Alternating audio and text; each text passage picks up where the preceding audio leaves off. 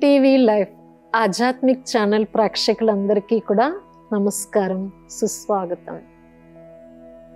ఓం శాంతి. ఈరోజు ఎపిసోడ్లో దివ్యమైన అంశం, ఏ అంశాల్లో ఎలా మనం పొదుపు చేసుకోవచ్చు ఆధ్యాత్మికత ద్వారా. పొదుపు అనేది ఎకనామీ, బచత్కి స్కీమ్ బడావో అంటారు కదా. ఇవాళ రేపు మనం ఎన్ని రకాలుగా పొదుపు చేసుకుంటామో అక్కడ ఎన్ని రకాలుగా లాభాన్ని పొందగలుగుతాం. ఈరోజు బాహ్య ప్రపంచంలో, కుటుంబంలో కూడా, ఒక సంసారంలో కూడా పొదుపు లేకపోతే చాలా నష్టం జరుగుతుంది అంటారు కదా.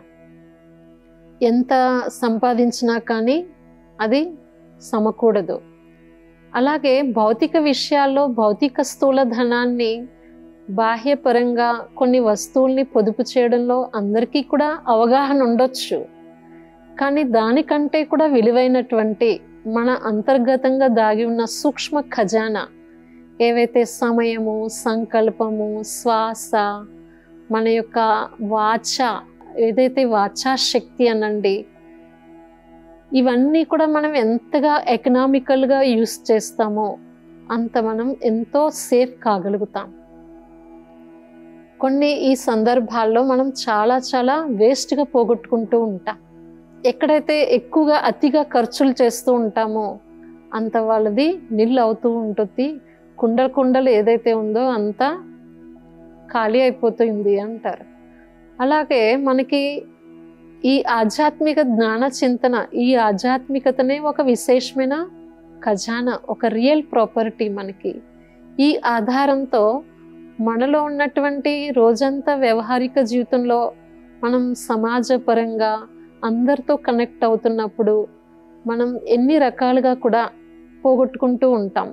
వేస్ట్గా ఖర్చు చేస్తూ ఉంటాం, ఎనర్జీని వేస్ట్ చేస్తూ ఉంటాం, ఎంతో సమయాన్ని వేస్ట్ చేస్తూ ఉంటాం. మనం రోజువారీ జీవితంలో రకరకాలుగా విషయాల్లో మనం ఎంతో టైం వేస్ట్ చేస్తాం, ఎనర్జీ వేస్ట్ చేస్తూ ఉంటాం. కనుక టైము, ఎనర్జీ అనేది చాలా ఇంపార్టెంట్. ఈ రెండు ఎప్పుడైతే సేవ్ చేస్తామో మన లైఫే సేఫ్ అయినట్టు అంటారు కదా.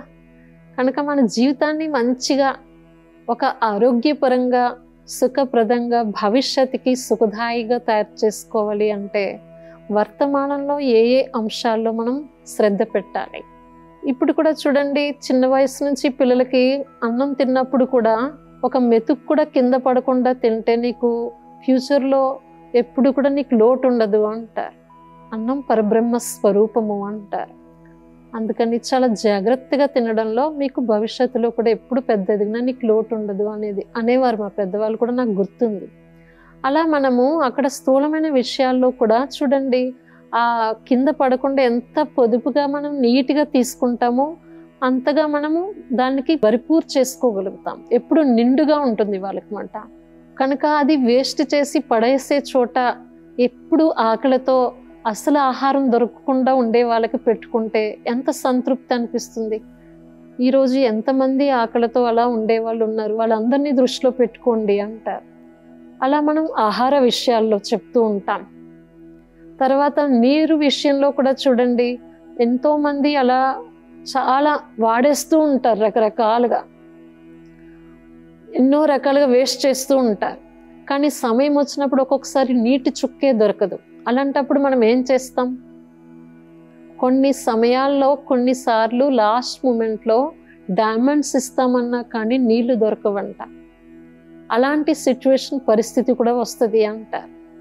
అందుకోసం మనం ఇంట్లో కూడా ఒక కరెంట్ అనండి, నీటిని అనండి, మరి మనం తీసుకునే ఆహార పదార్థాలు అనండి, ప్రతి విషయంలో కూడా మనం ఎలా పొదుపుగా వాడుతూ ఉంటామో కొన్ని సందర్భాల్లో కరువు కాటకాల్లో ఏమీ దొరకని పరిస్థితిలో కూడా మనకి లోటు అనేది ఉండదు. ఇప్పుడు కొన్ని చోట్ల ఫ్లడ్స్ వచ్చినాయి. మనం ఒక్కొక్క ఏరియాస్లో, ఒక్కొక్క విదేశాల్లో చూస్తూనే ఉన్నాం రోజు మెసేజ్. మనం ఒక ఇల్లులతో సహా, బిల్డింగ్తో సహా వాటర్లో తేలి వెళ్ళిపోతున్నాయి. వాళ్ళకి ఇంకప్పుడు ఒక హెలికాప్టర్లోంచి ప్యాకెట్స్ వేస్తూ ఉండడం, అసలు తల దాచుకోవడానికి నీడ లేకుండా ఉండడం, అలాంటి పరిస్థితులు మనం చూస్తూనే ఉన్నాం. కనుక మనకి ఆ పరిస్థితి వచ్చినప్పుడు వరకే కాకుండా ఎప్పుడైతే అనుకూలంగా ఉన్నాయో అన్ని రకాలుగా సదుపాయాలు వాటిని ఉపయోగిస్తున్నప్పుడు కూడా మనం ఎంతగా పొదుపుగా వాడుకుంటూ ఉంటామో ఆ పరిస్థితి వచ్చినప్పుడు మనకంటూ లోటు లేకుండా మన కోసం కొంచెమైనా దొరుకుతుంది అంట. అలాగే చూడండి, సమయాన్ని కూడా మనము రోజు పొద్దున్న లేస్తే ఎన్నో రకాల విషయాల్లో టైం పాస్ చేస్తూ ఉంటాం. టైం పాస్ అవ్వట్లేదు అని ఉట్టిగా గడిపేస్తూ కొన్ని రకాల డిజిటల్ వీడియోస్ రకరకాలుగా మనం యూట్యూబ్లో మునిగిపోతూ ఉంటాం, గేమ్స్లో రకరకాలుగా. కానీ అదే సమయం కొన్ని సందర్భాల్లో కొంచెం టైం దొరుకుంటే ఆధ్యాత్మికతలో అరే నేను ఇంకా కొంచెం కేటాయించుకుంటే ఇంకెంత పొందేవారిని అనే రియలైజ్ అయ్యి పశ్చాత్తాపడే సమయం పరిస్థితి కొద్ది సమయంలో ఇంకా రాబోతుంది అంటారు. కనుక ఈ ఆధ్యాత్మికత ద్వారా మనం ఎలా మనలో తెలియకుండా వేస్ట్ చేస్తున్నటువంటి ఈ సూక్ష్మంగా కొన్ని మనం ఎప్పుడైతే పరిశోధన చేసుకుంటూ ఉంటామో అలాంటి విషయాల్లో మనం ఎప్పుడు కూడా లోటు లేకుండా అలాంటి సందర్భాల్లో కూడా మనము సుసంపన్నంగా ఉండగలుగుతాం. కనుక ముఖ్యంగా మనం ఇప్పుడు అటెన్షన్ పెట్టవలసింది సమయం. సమయమే ఒక ఖజానా లాంటిది, ఒక విశేషమైన వస్తువు అనుకోండి. దీన్ని మనం ఎలా సదుపయోగం చేయాలి? ఆధ్యాత్మిక చింతనతో. ఎంతగా కొద్ది సమయం దొరికినా కానీ, మనం ఎంత బిజీ ఉన్నా కానీ తప్పనిసరిగా భోజనానికి కేటాయించుకుంటాం. మధ్య మధ్యలో దాహం వేస్తే వాటర్ తాగడానికి కేటాయించుకుంటాం. ఇప్పుడు ఒక షాప్లో ఉన్నాం అనుకోండి, కంటిన్యూస్గా ఎంత మీకు కస్టమర్స్ వచ్చినా, ఎంత బిజీగా ఉన్నా, ఎంత అసలు ఇలా కదలడానికి మీకు టైం దొరకకపోయినా కానీ కొంచెం వాటర్ తాగడానికి అయితే టైం కేటాయించుకుంటాం కదా. మనం అక్కడే బాక్స్ తెచ్చుకుని తినడానికైతే కేటాయించుకుంటాం కదా. అలాగే ఆ భోజనం చేసే సమయంలోనే, ఆ నీళ్లు తాగే సమయంలోనే ఇక్కడ భగవంతుడు ఆధ్యాత్మిక చింతనతో మనకు అటెన్షన్ ఇప్పిస్తున్నారు. ఏంటంటే ఆ సందర్భంలో కూడా మిమ్మల్ని మీరు భగవంతుడిని ఒకసారి గుర్తు చేసుకోండి. భగవంతుడు ఇచ్చేటువంటి ఈ ఆహారం పరబ్రహ్మ స్వరూపానికి ఒక్కసారి శుక్రియా, ధన్యవాదాలు చెప్పుకోవాలి. మంచినీళ్ళు తాగే సమయంలో కూడా ఒక్కసారి 1 minute, 1 నిమిషం భగవంతుని గుర్తు చేస్తూ ఆ వాటర్ తీసుకోవడంలో అందులో కూడా ఒక మంచి పాజిటివ్ ఎనర్జీ హీల్ అవుతుంది. ఆ పాజిటివ్ ఎనర్జీ హీల్ అయిన వాటర్ని తీసుకోవడంతో మెడిసిన్ కూడా అవసరం లేకుండా మన బాడీ హీల్ అయిపోతుంది. అలా ఆ సందర్భంలో కూడా మనము సమయాన్ని తప్పనిసరిగా సదుపయోగం చేసుకోవచ్చు. అలా సమయం మనం వచ్చినప్పుడు గుణపాఠం నేర్పించి సమయం వచ్చినప్పుడు తెలుసుకుందాంలే, చేద్దాంలే అనుకుంటే అది మనకి తప్పనిసరిగా పశ్చాత్తాపడే పరిస్థితిని తీసుకొస్తుంది. కనుక భగవంతుడు ఇప్పుడు సమయానికి ముందుగా ఏదైతే సూచన ఇస్తున్నారో ఈ మహత్వాన్ని గుర్తించి ఒక్కొక్క సెకను చాలా మోస్ట్ వాల్యుబుల్. ఈ విశేషమైన అమూల్య గడియల్ని మనం ఎంతగా సదుపయోగం అంటే ఆధ్యాత్మిక చింతనలో సదుపయోగం చేస్తూ ఉంటామో ప్లస్ పాయింట్లో మన బ్యాలెన్స్ షీట్లో పొదుపు యొక్క ఖాతాలో జమ అవుతూ ఉంటుంది అన్నమాట. అంతేకాక ఆ సెకండ్లో మన యొక్క శ్వాస సదుపయోగం అవుతూ ఉంటుంది. వేరే ఎంతసేపు వ్యాపార రీత్యా business, money money money mind, పైసా చింతనే కాకుండా భగవత్ చింతన అంటే ఆధ్యాత్మిక చింతనతో కాస్త మనం ఎప్పుడైతే అది యాడ్ చేసుకుంటూ చేస్తూ ఉంటామో 2 రకాలుగా కూడా సంపాదన జమ అవుతూ ఉంటుంది కదా. మనకి స్థూలంగా కూడా వచ్చే పైసా జమ అవుతూ ఉంటుంది, మనకి తెలియకుండా సూక్ష్మంగా పుణ్య ఖాతా కూడా జమ అవుతూ ఉంటుంది. ఈ విధంగా సమయం మరియు శ్వాస, సంకల్పం అంటే ఆలోచనలో నాన్ స్టాప్ రకరకాల ఓవర్ థింక్ చేస్తూ మనం ఎన్నో రకాల ఆలోచనతో కూడా ఎంతో ఎనర్జీ వేస్ట్ చేస్తూ ఉంటాం. కానీ ఒక్కొక్క సంకల్పం, ఒక్కొక్క ఆలోచన ఎప్పుడు విలువైనదిగా అవుతుందంటే ఈ ఆధ్యాత్మిక జ్ఞానాన్ని యాడ్ చేయడంతో ఆ సంకల్పం కూడా ఒక ఖజానాలా తయారవుతుంది.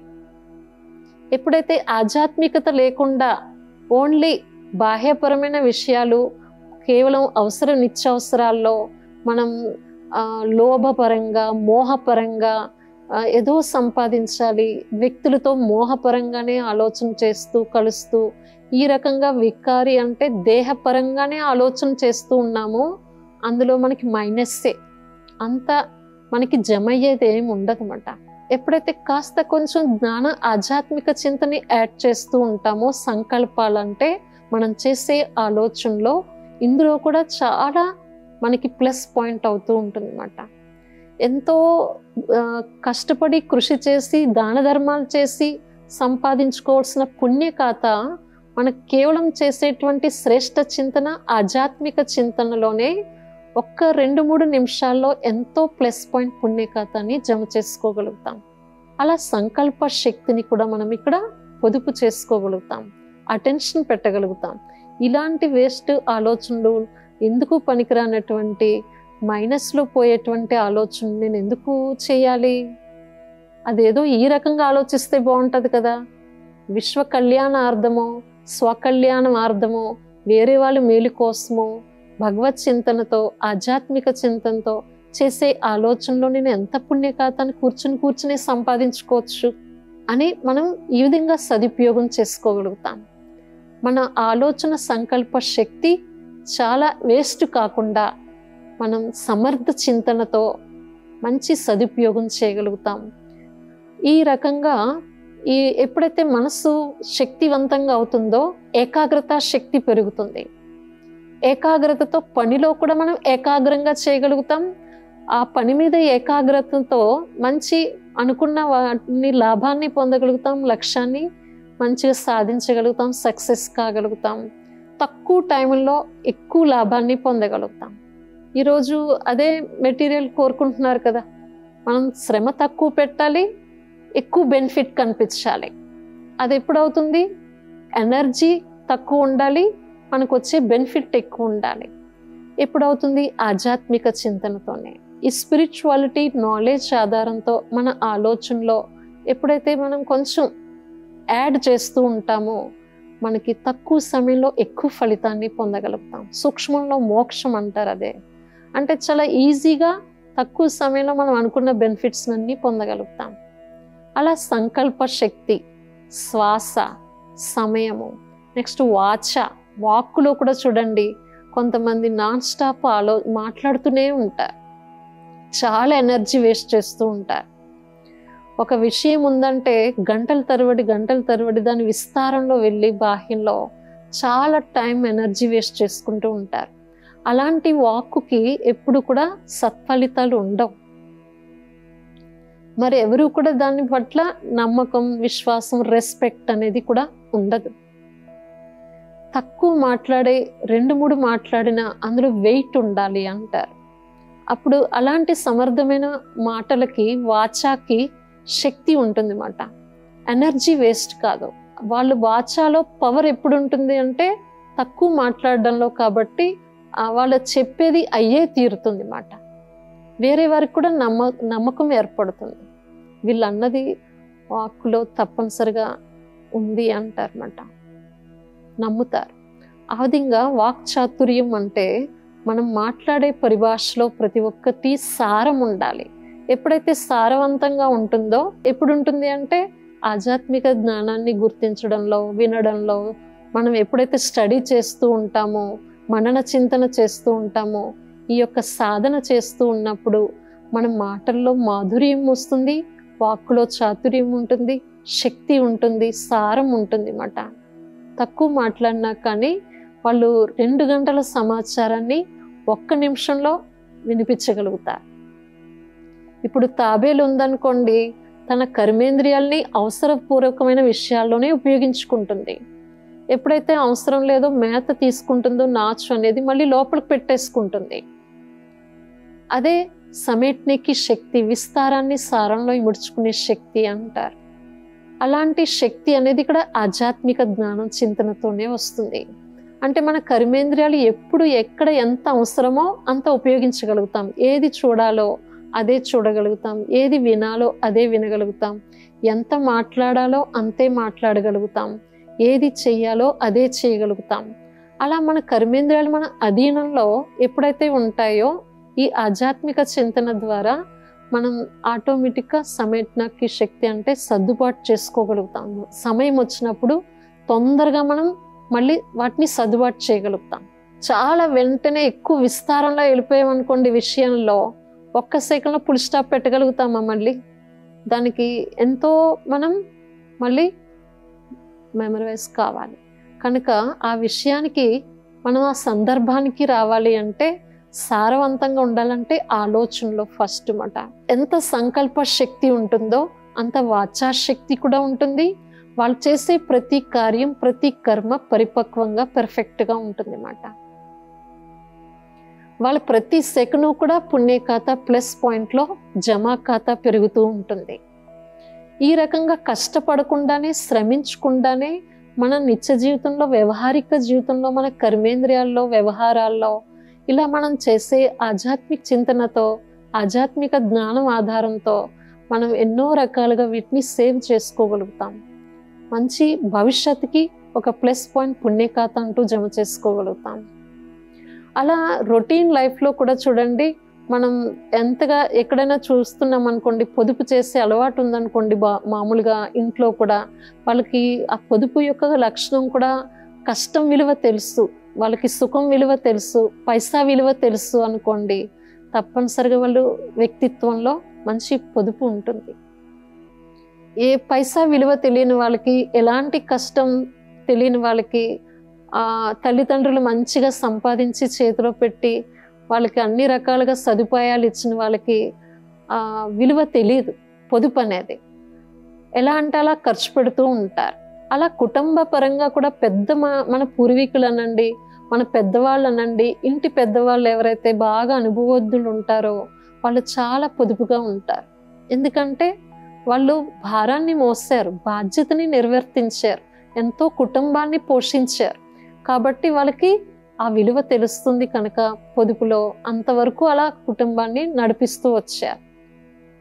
కనుక ఈరోజు సమాజంలో కూడా మనము ప్రతి వ్యక్తి, ప్రతి ఒక్కరూ కూడా ఎవరికి వాళ్ళే ఎంతగా మనం ప్రతి విషయంలో అటెన్షన్ పెడుతూ ఉంటామో సమాజానికి మనం ఎంతో ఉపకారం చేసిన వాళ్ళగా అవుతాం.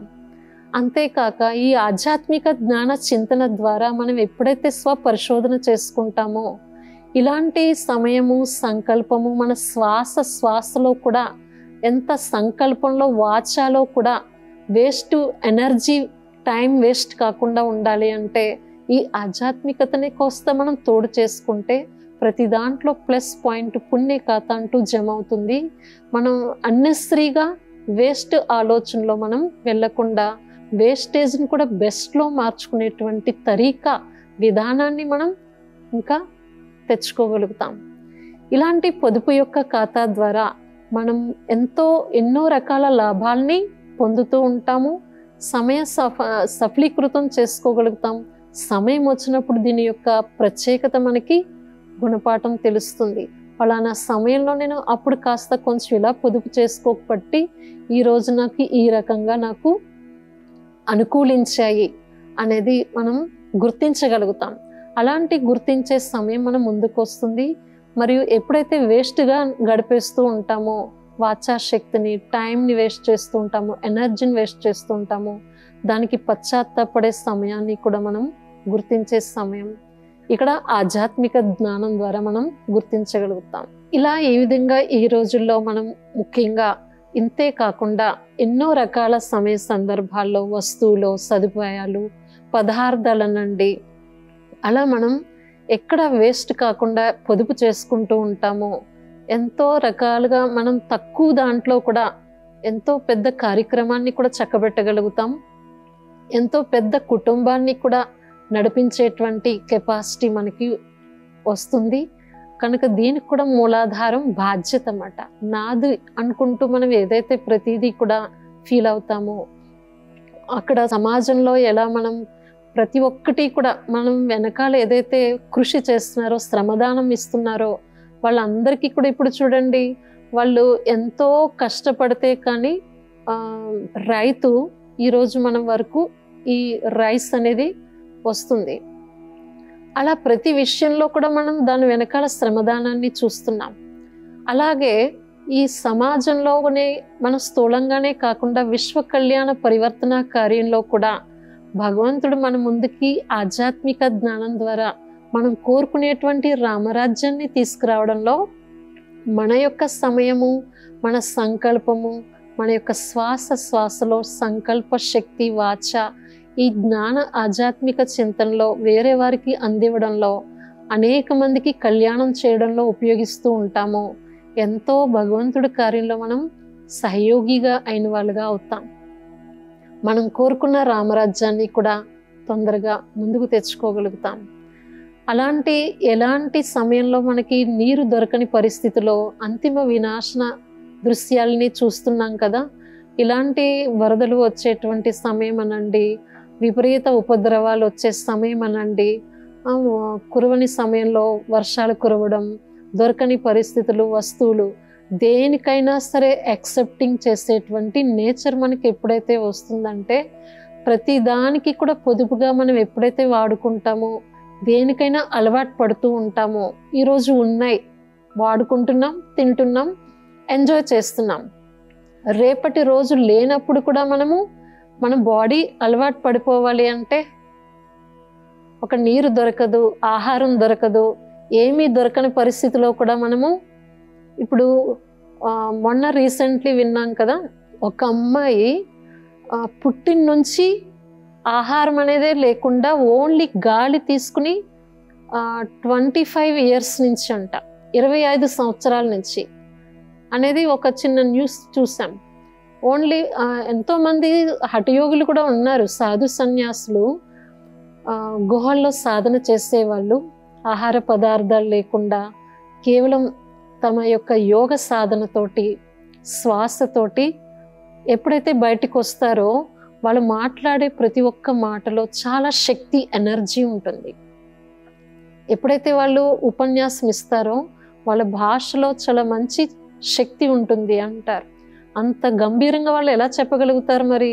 అన్ని రోజులు వాళ్ళ ఆహార పానీయాలు తీసుకోలేకుండా కూడా వాళ్ళల్లో మౌన శక్తిలో ఆ పవర్, ఆ శక్తి ఎలా వస్తుంది అంటే, మనలో మౌనం ఉండడంలో కూడా ఎంతో ఎనర్జీ సేవ్ అవుతుంది. ఒక్కరోజు మనం మౌనం ఉండి చూస్తే మన మీద మనం స్వపరిశోధన, చాలా అటెన్షన్ ఉంటుంది అన్నమాట. ఆధ్యాత్మికత ద్వారా మన మీద మనం ఎక్కువగా పరిశీలించుకోగలుగుతాం.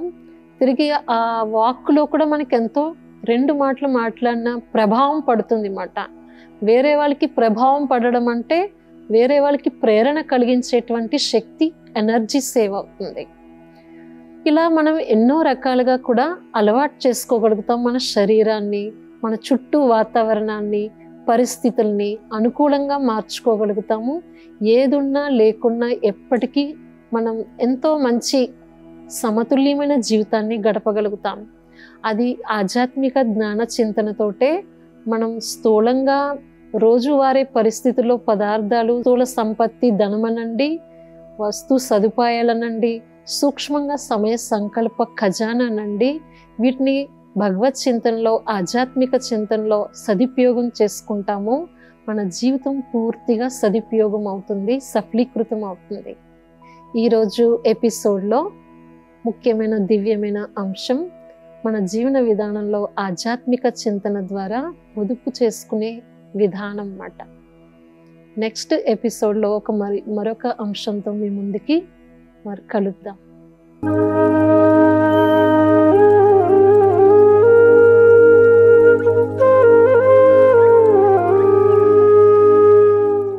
ఈ కార్యక్రమాన్ని తిరిగి చూడాలనుకుంటే www.youtube.com/@ETV Life Spiritual లో చూడవచ్చు.